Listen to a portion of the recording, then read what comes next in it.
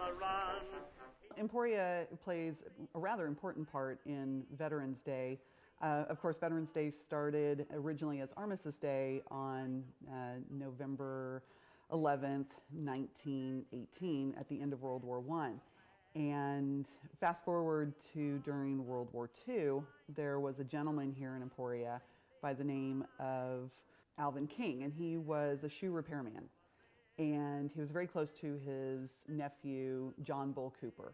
And John Bull Cooper was a member of the Company B, 137th Infantry, 35th Division.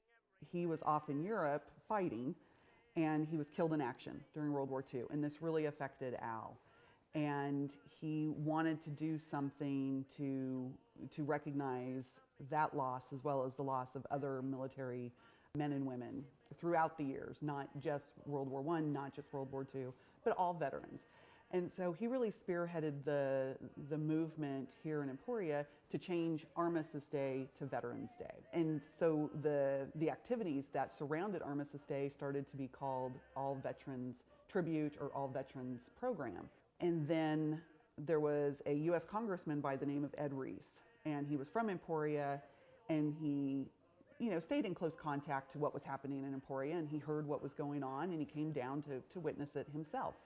And he went back to Washington, D.C. and wrote the bill changing Armistice Day to Veterans Day. And then that was around in the 1950s. The bill passed both houses, and then President Eisenhower, who was also a Kansas boy, signed it into law. So that's our connection, as it really started here in Emporia and Kansas.